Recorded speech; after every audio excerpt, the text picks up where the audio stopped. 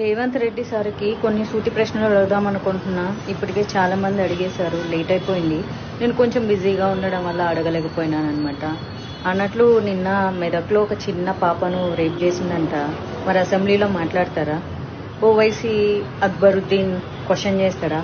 పసిపిల్ల, ఆడబిడ్డ, ప్రాణం, పాపం, అయ్యో అబ్బాస్ తప్పు చేశాడు, శిక్ష విధించండి, దీని మీద మీరేమంటారు రేవంత్ రెడ్డి జీ అని అడుగుతాడా?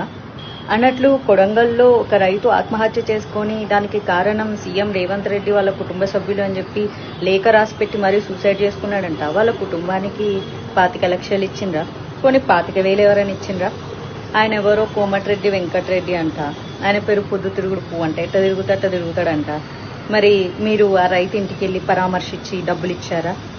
అల్లు అర్జున్ చేసింది క్రైమ్ కాదు, ఆయనకు తెలియకుండా జరిగింది. ఆయన దాని మీద ప్రాపర్గా స్పందించకపోవడం ఆయన చేసిన పొరపాటు.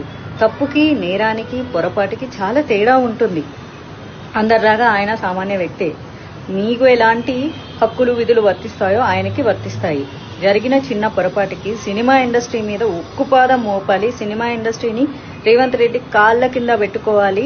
జగన్ సినిమా వాళ్ళందరినీ పిలిపించి పోజులు కొట్టి దండం పెట్టించుకున్నట్లు మనం సీఎం అయిన తర్వాత మనం ఎందుకు పెట్టించుకోకూడదు అని. రేవంత్ రెడ్డి గారు, మీ ప్రయాణం అంతా చాలా బాగుంది, అందుకే కష్టపడి ఈ రోజు వరకు సీఎం అయ్యారు. జీవితంలో చాలా చాలా ఎన్నో సాధించారు.